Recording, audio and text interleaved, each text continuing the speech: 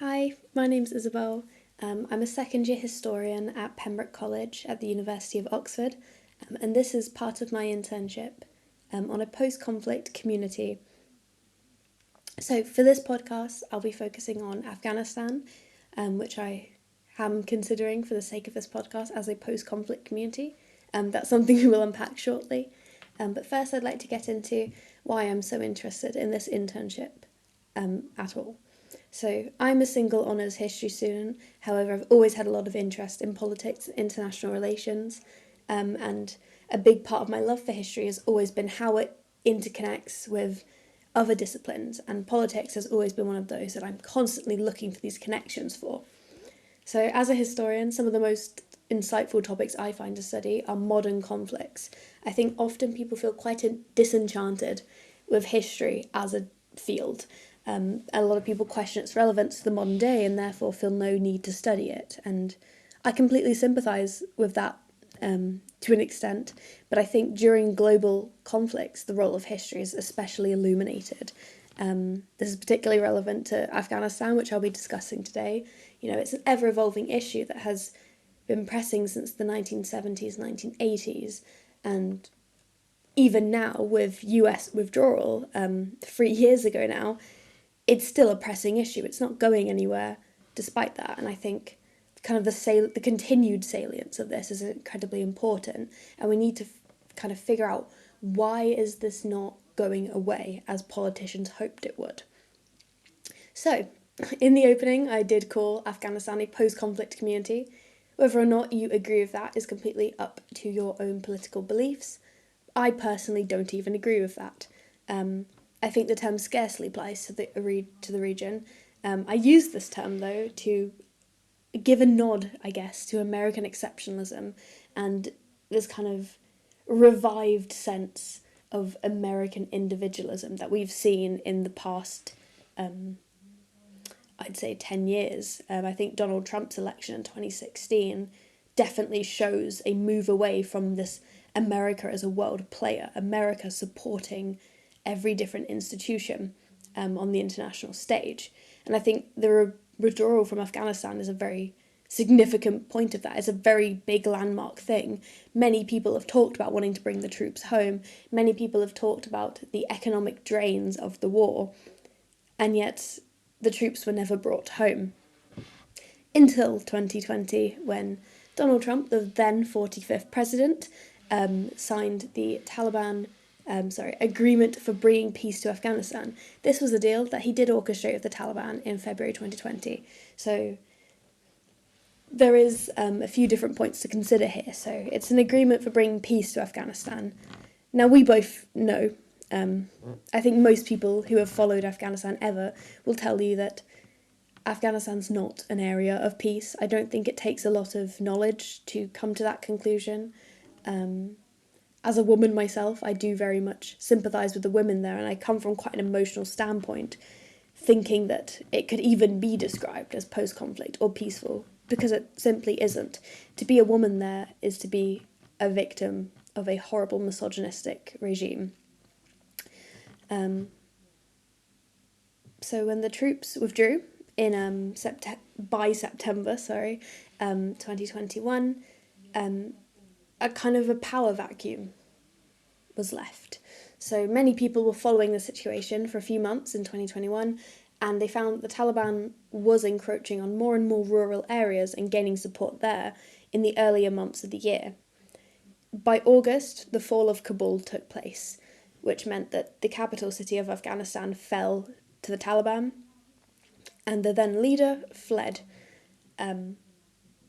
Most European embassies and staff and NGOs fled as well for their own safety, fearing that they could be executed for their participation in the previous government of Afghanistan. And this is a completely valid fear. When the Taliban took over Afghanistan prior, they hung the leader of the previous government in the middle of Kabul. So it's a completely justified fear. However, I think we can all see what Afghanistan has become.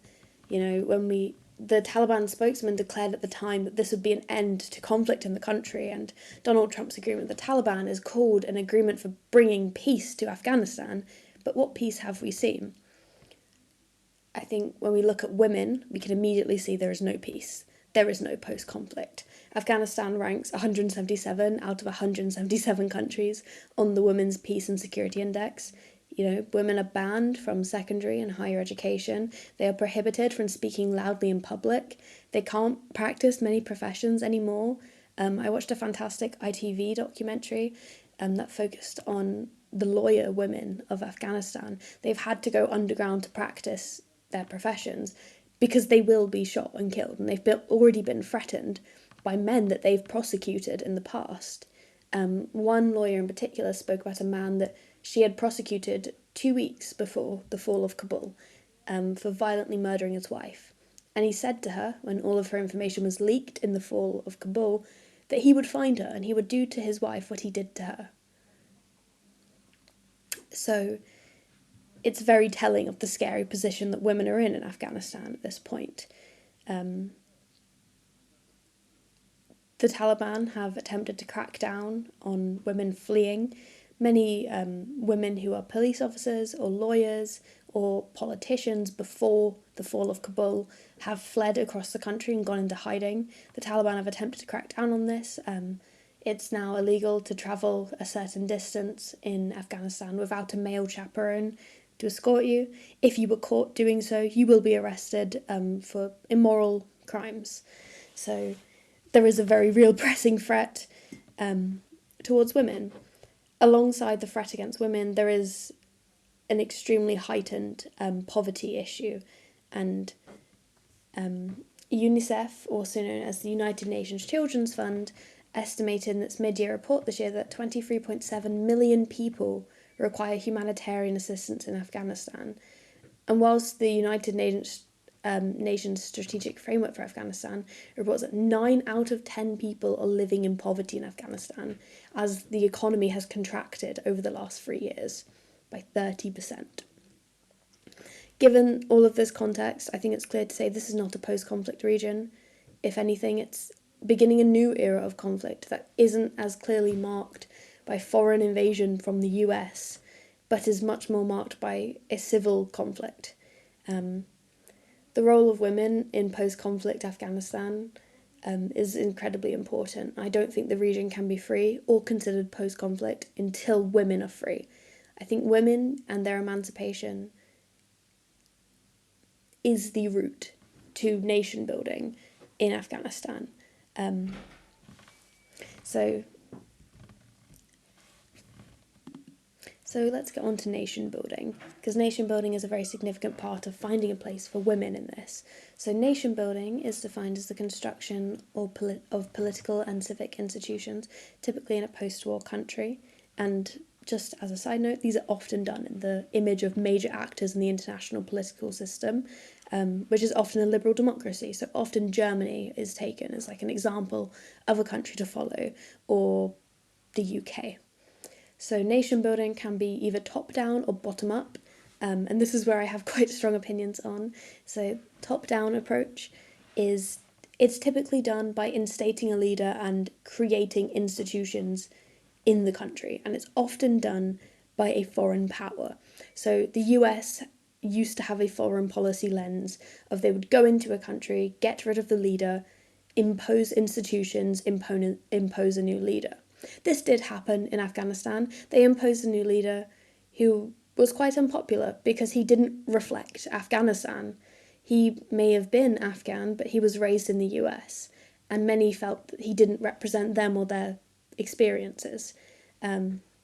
Especially from being quite a wealthy background, people didn't feel seen by him, they didn't feel enchanted by him or his politics.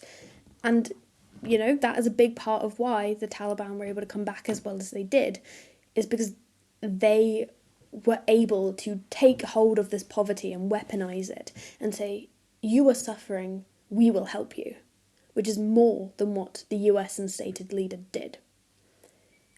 Aside from that, top-down nation building is often the approach that is taken in conflicts like these.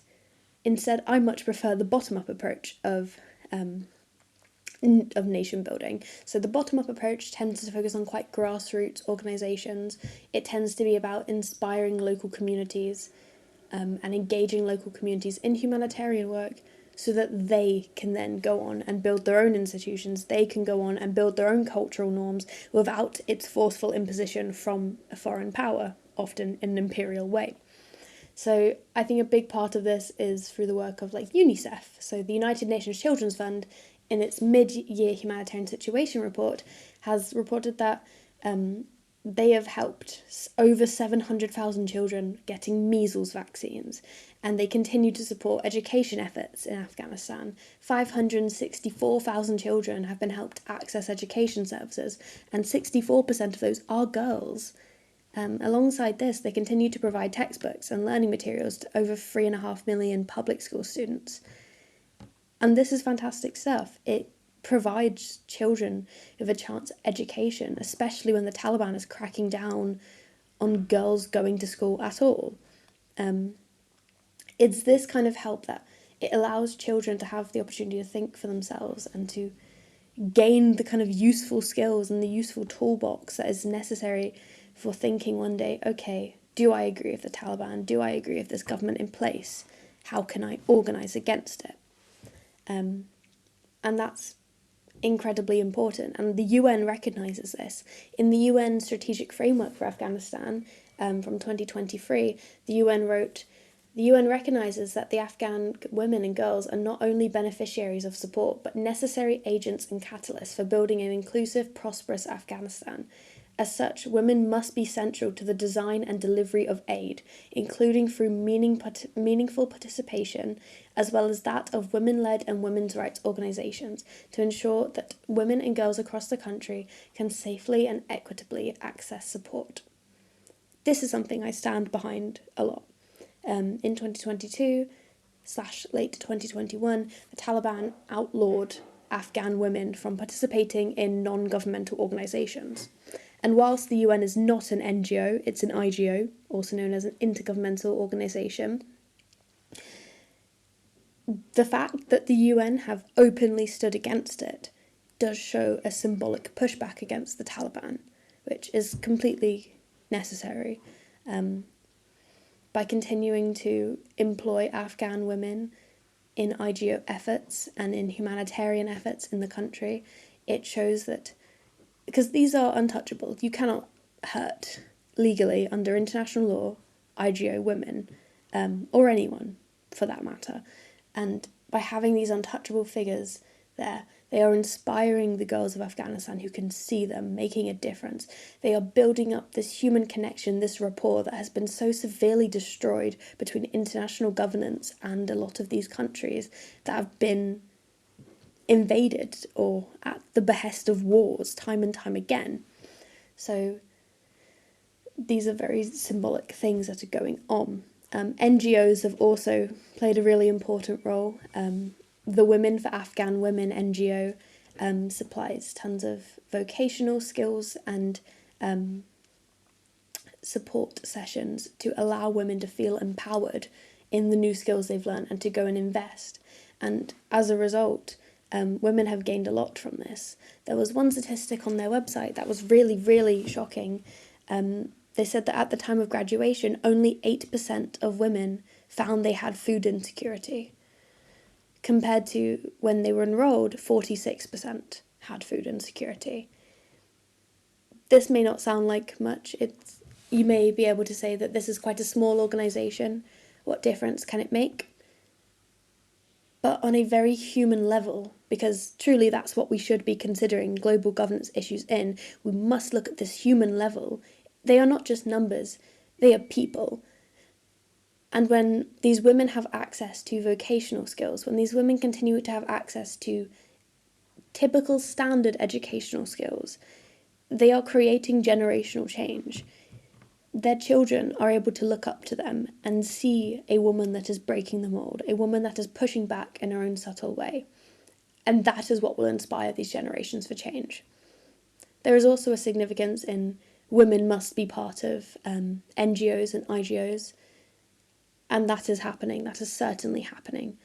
Because if it wasn't, the international stage would not really have much room to comment on the situation in Afghanistan. But it is imperative that we continue to keep women as part of global governance. It's imperative that we keep women at the heart of nation building.